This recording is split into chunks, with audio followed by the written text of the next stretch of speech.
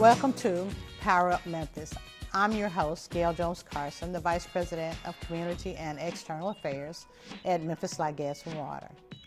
The aim of Power Up Memphis is to take you, our customers, on an inside tour of MLGW to share our programs and operations with you. And by doing so, we can all better understand how we function as your utility provider.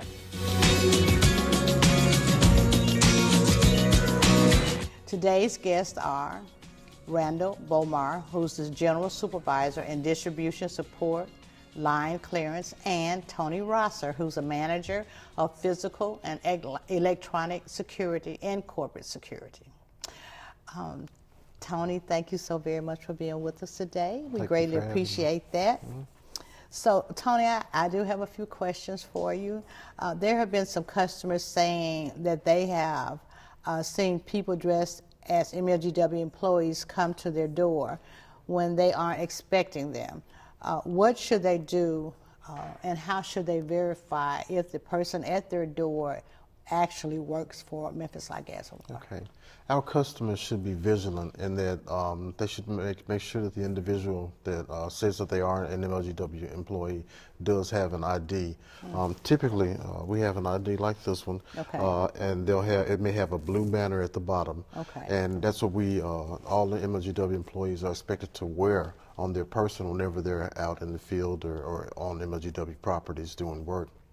So before you move on, okay. So the field employees who actually go to a customer's home would have the blue strip at their... Correct. What about the foremen and supervisors if they had to go on? They should all have the same ID. Okay. Right.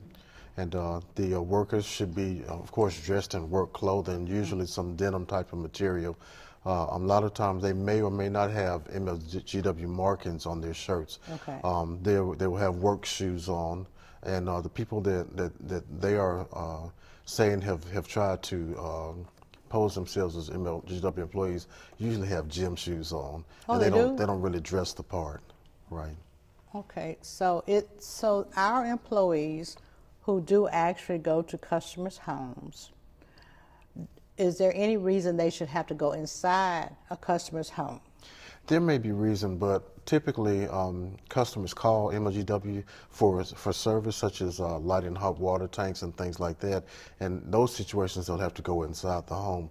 But MLGW will never show up at their house unannounced. Mm-hmm. Either the customer will call us or we'll call the customer because we have some service we need to provide at their location. So when a customer goes in regarding pilot light up, a water heater situation, or say the energy doctor or something like that has to go into their homes, they make those arrangements, and so they pretty much know that I've made this call and I am expecting someone from MLGW to be here. But other than those kinds of calls, so what about emergencies like leaking gas or something like that? There may be emergency situations where they have to actually get into a person's house pretty quickly, but we suggest that the homeowner call our customer service center at 544-6549 and verify that individual is an MLGW employee and specifically what they're there looking for. Okay, and so we have employees who may read meters, not meters that are smart meters that have to go out, or if there's work on transformers or on poles or cutting trees, those employees would be outside. Right, right. And if they have to actually go onto a customer's property, we have them knock on the door and let the customer know that they are going to be working on the side or in back of their house. Okay, but they just knock on the door. There's no need to go inside for that kind of work. There's no need to go inside, no. Okay. So let me ask you about contractors, because we do hire contractors to trim trees and maybe some other work. Do they wear MLGW clothing, or how would our customers recognize them as being tied to MLGW? Well, some contractors do have a MLGW contractor's badge that they wear. And that looks a little different than ours. It looks a little different, correct. Yeah. I don't have one of those with me. But additionally, the MLGW employees, when they are working, they're typically driving vehicles that have MLGW logos on them. Contractors may have the name of that particular contractor on their vehicles, but they should have no reason to go into So a individuals' contractor homes. has no reason to go inside the customer's home, Right. whether it's for pilot light up, whether it's for emergency situations, whether it is the energy doctor. There's no reason. They should have no reason. No. Okay. All right. So are there any steps a customer can take to ensure their safety? Absolutely. They should, like I said before, verify the identity of the individual that's at their house posing to be an MLGW employee, check their ID, and absolutely do not let them inside if they feel uncomfortable about any part of anything that they're saying or any part of what they're saying they're there to do. I suggest they pick up the phone and call the customer care center. Exactly. And if they feel it's an emergency situation where this person may be in threat of imminent harm or danger, then they should call 911. Well, you know, recently we were getting calls from the media saying that there were some people showing up in customers' homes saying that they work for MLGW. And that somebody had gotten hurt or something. But when we checked with security as well, we had been informed that there had not been a police report filed regarding that. So do you know of any of those situations that actually happened where someone was imitating MLGW workers, where they may have gotten into someone's home or been threatening, or they definitely did not work for MLGW, but it was not a good situation for our customers? We do not have any police reports that have been taken as of now Yeah. of events such as that. We've heard about them taking place across the country, but not in Memphis. Yeah, and it's been on social media, but when we checked to verify that, we have not seen that happen in Memphis as of today. Right. That any of our customers have been in danger by people saying that they work for MLGW, and they actually did not. Right. So how does MLGW ensure the safety of its employees? Oh, wow. Okay. So in the 735 square miles of Shelby County exists the largest three-service utility in the country, Memphis Light, Gas, and Water. And we are responsible for maintaining the safety of the employees of MLGW as well as the facilities. And as you know, we have about 65 electrical substations, 11 water stations, some 314 gas main stations, and we're responsible for that, as well as the 2,300 employees that work for MLGW.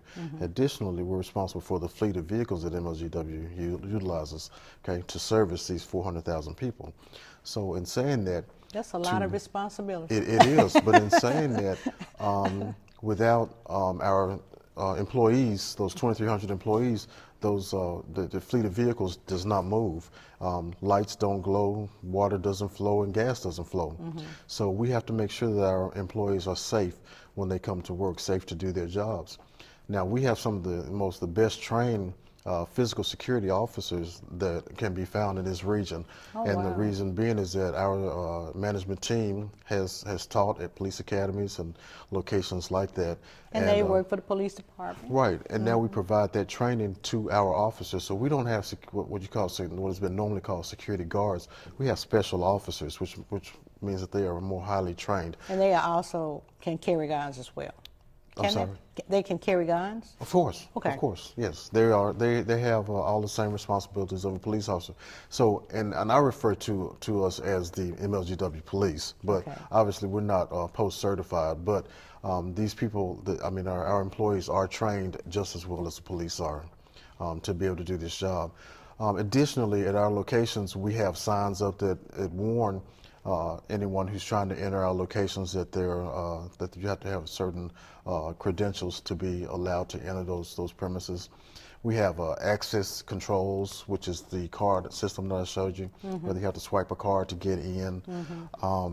We have some other locations like the payment centers where before being allowed to enter the payment centers, because the public is allowed to enter the payment offices as well. So they have to go through a metal detector to make sure that they're unarmed, and that there again verifies the safety of our tellers and our customer service people.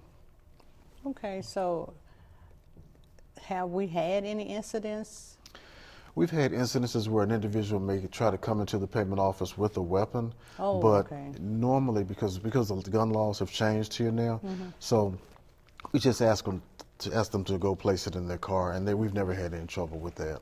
And so they understand that they can't, because the reason that we're allowed to utilize the metal detection systems is because we certified that we're going to make sure that the customers are safe, within our facilities. Yes. Exactly. So that's good for our customers to know that they are going to be safe in our facilities. Right. Right. Okay. We also have all of our facilities have alarm systems. We have video monitoring systems, and we're constantly upgrading to where we can actually detect individuals before they actually get onto our property. So, of course, the purpose of our entire system is that we're multi-layered, so that if someone penetrates one layer, there's another layer they have to penetrate, and then another. So, going back to the employee piece, the Memphis Police Department, they have a big shortage of manpower, woman power on the force. We don't have that problem, do we? Well, we don't have a shortage. Finding good quality applicants is hard. When we have a vacancy, it's not as easy as it used to be to replace them. But I will say this, is that it seems that the pool has become so small because everybody's grasping at the same people.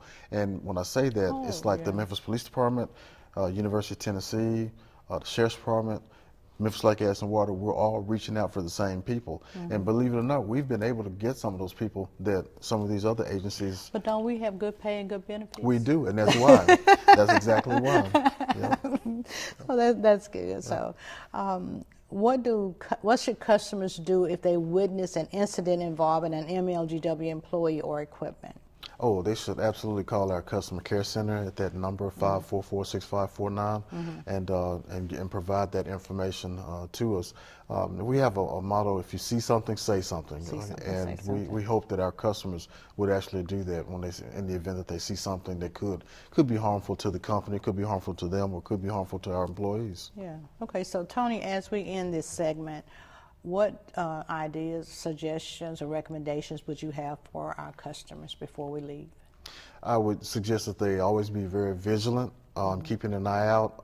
Do not, under any circumstances, let anyone identify themselves as an MLGW employee into their home without first verifying all of their information, their ID, their purpose for the visit. And they can do that, once again, by calling that number, 544-6549. But if they feel that they're in immediate danger, they should always call 911. Okay. Well, Tony, I want to thank you for being with us today. This is Tony Rosser, who is the Manager of Physical and Electronic Security and Corporate Security at Memphis Light, Gas, and Water. Tony, thank you so very much for being with us today.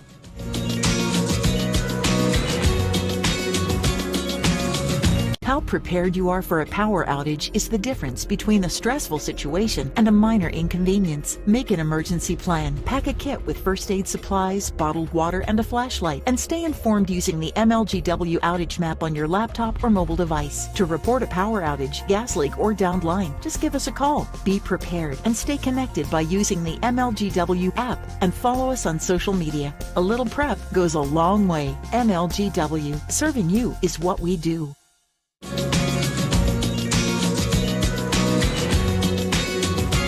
Thank you for staying with us. I'm Gale Jones Carson, the Vice President of Community and External Affairs for Memphis Light, Gas, and Water. So this segment, we're going to talk a great deal about tree trimming. And my guest this segment is Randall Bomar. He's the General Supervisor of Distribution Support, Line Clearance in the Tree Trimming Department. So Randall, thank you so very much for being with us. Thank you for having me. We're going to be talking about a topic that's very near and dear to many of our customers. So one of the major reasons for outages in Memphis and Shelby County, which you know, is we have a whole lot of trees. Everybody, they love their trees, but if we have a major storm or wind or rain or anything that causes the tree limbs to fall into our lines, into our equipment, we are going to have power outages. So we have a goal to trim so many trees of our customers per year, and we are basically getting on track with the number of trees that we're trying to get done or cleared from our lines each year. So why is tree trimming really necessary at MLGW? Well, tree trimming is necessary for multiple reasons, such as keeping the lines clear of limbs and falling debris. During ice and wind, that's when they come down the most, and it helps reduce outages, speeds up restoration time by making easier for the MLGW crews to get in there and access it. If the trees are already trimmed back and underbrush is gone, they can get on in there and not have to wait on us to get in there and clear it before they can put their line up. Overall, it makes our system more reliable during all types of weather. Okay, so some people have asked me, I think some of our customers understand that when ice gets on the limbs, that gets heavy and then it falls into our equipment. But some people have asked me, how does the wind play into our limbs and trees falling? It's a combination of the wind and the ground being saturated. Oh, okay. And all the rain that we've had here recently. And it would really surprise you how shallow the root system is on a, say, 100-foot oak tree. Well, you know, and I have seen pictures over the years. I mean, huge trees falling on cars, folks' homes, across streets and stuff like that. I mean, whole trees. So that meant more than likely this ground had been saturated and made the roots weak, I guess, and so the tree would fall. Yes, ma'am. It just gets the ground so soft, and then that wind comes behind it. Tree already may have a slight lean in that direction. But yeah, 9 out of 10 whole trees that you see tearing our lines down, they are from outside of our right-of-way. They're actually, we have 10 feet on a single-phase line, so we go back and 15 on 3-phase. But a lot of your trees may be 30 feet outside of right-of-way, but they're 100 feet tall, you know, So we probably need to explain the right-of-way situation. So when you say they're outside of right-of-way, that means outside of MLGW property, or? Just outside of on our single-phase primary lines, we require 10 feet of clearance each side back. Okay. No trees within 10 feet on each side. And on our 3-phase, it's 15 feet on each side. I do remember when we had a major storm 2 or 3 years ago, and it was out in I think the Raleigh area.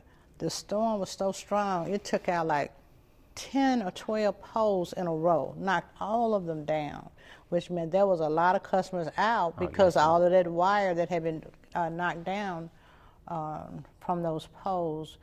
But that basically, I mean, there were a lot of trees around, but basically there was a pole situation.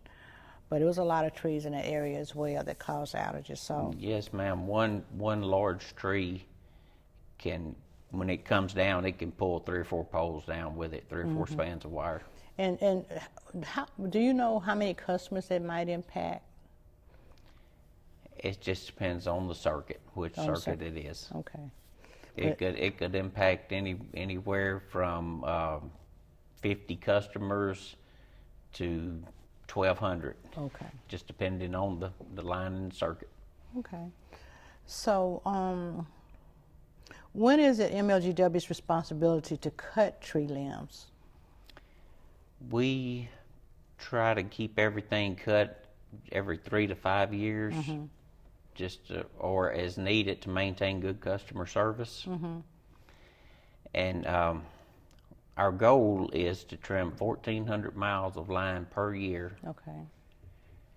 Which would put us on a 3-year cycle across Shelby County. Okay, so say for example, I got, like at Memphis Light Gas and Water came out and they trimmed my trees 3 years ago. Yes, ma'am. 4 years ago, but now within that time frame, I'm still within the time frame. It's not time for you to actually come back to trim my limbs. What if, for some reason, some of the limbs have grown close to our lines? Will, I guess, water come back out and trim that, even though it's not my turn to have my limbs trimmed? Yes, ma'am, we will. We will. If you'll give us a call at 320-1438. Okay. Or if it's an extreme emergency, you can call us at 544 MLGW. Yes, ma'am. Okay, so what would be considered an extreme emergency? Like if your power is out. Okay. If your power is out. Okay. Yes, ma'am. Okay. So, what if, we've had customers complain after our tree trimmers have trimmed their trees. They don't like how they are trimmed. They don't like how they were cut back. So, when customers are unhappy with how their trees were trimmed, what are their options? All right. The options on that is going to be, if we trim the customer's tree and it's deemed unsightly or dangerous, which means we've taken all the limbs off of one side and have it heavy towards their house or a pool or something like that, we will remove that tree free of charge. Oh, the whole tree? Yes, ma'am. Wow. But it has to meet certain qualifications. Okay. Yes, ma'am. Okay, that's good to know. Yeah. So when our tree trimmers go out to do tree trimming, do we let our customers know that someone from MLGW representing MLGW is going to be trimming your trees today? Do we give our customers any kind of notification? Yes, ma'am. We leave door hangers. Oh, okay. We permit the area, and we try to permit it a minimum of 2 weeks before we're coming into that area. Okay. And there's a phone number on the card. If the customer has any questions, they can give us a call. So what if you can't get in a customer's backyard? How does that work? Well, if they have a fence and the fence is locked and you can't get back there.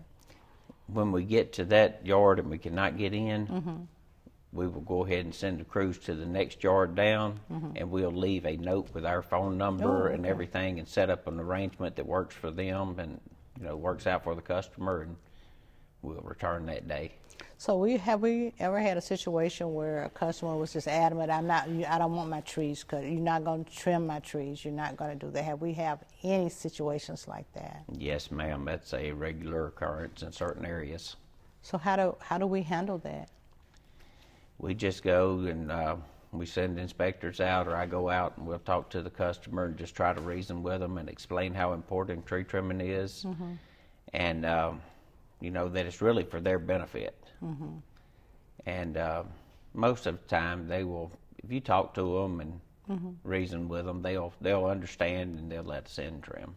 Oh, well, that's good. Okay, so how can customers report the tree limbs over their power lines? How do they do that? All right, that goes back to that. They can call our office number at 320-1438, and we check those voicemails every morning, every afternoon. Okay. And an inspector will return their call or go to their address and assess their situation within 24 hours. And we'll leave a note or talk to the customer and let them know what we can and cannot do for them on that. Oh, great. Okay. So is there anything that you would like for our customers to know regarding tree trimming? Yes, ma'am. I just would like for them to understand that our contractors, we're telling them what to cut the MLGW specs. They're not just going out there whacking on your trees and it's not up to them. We're telling them how much to cut, and we just need to maintain a reliable and safe distribution system for all of Shelby County and to prevent outages. And I guess my main thing to tell the customers would please be patient with our contractors and allow them to do their job. But so those contractors would have no reason to go inside a home or anything like that. No, ma'am. No, ma'am. So all of their work is outside. So MLGW customers don't have to worry about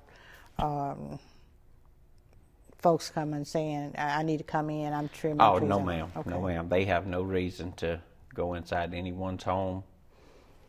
Okay. They have no reason to be anywhere but within 15 to 20 feet of the power lines Okay. on that property. Okay, so Randall, I want to thank you so very much for being with us. This is a topic that a lot of our customers want to hear about. Sometimes when I'm having to do interviews with the media about power outages, and I point out that a lot of times the power outage is due to trees, our beautiful trees that we love, falling into our lines, and some of them have difficulty with that, but that's just the fact of the matter, that if tree limbs and trees fall into our lines and fall into our equipment, we are going to have power outages, and we always ask our customers to be patient, that we will quickly and safely restore their services. Yes, ma'am. Exactly. So thank you. This is Randall Bomar. He's a General Supervisor in Distribution Support, Line Clearance, and the Tree Trimming Department. I appreciate you being with us today and sharing this valuable information. Yes, ma'am. Thank you, ma'am. Thank you for having me. Okay.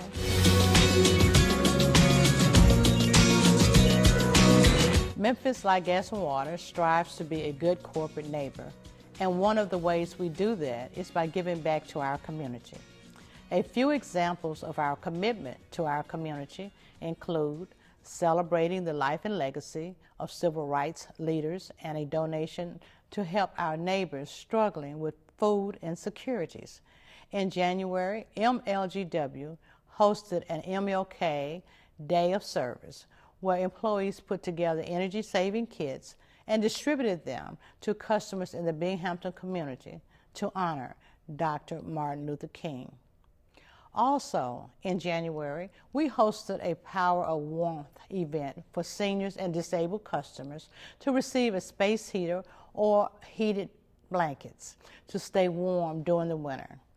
Because of the funds raised by MLGW employees during the 2022 Operation Feed campaign, we donated $50,000 to the Mid-South Food Bank, and the Tennessee Valley Authority matched MLGW's donation. All monies donated by MLGW were exclusively from our employees. Thank you for allowing us to share with you some of the ways that we are giving back to our community. And I want to thank you for being with us today on Power Up Memphis. We will see you next time. I'm Gale Jones Carson. Thank you.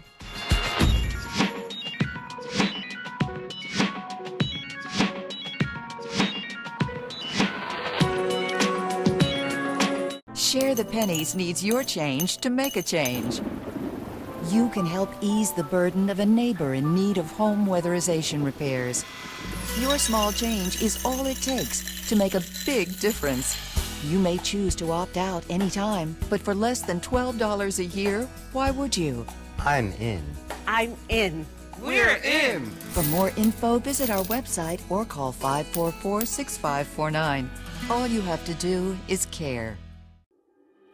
You're watching the Library Channel, a broadcast service of the Memphis Public Libraries and the City of Memphis.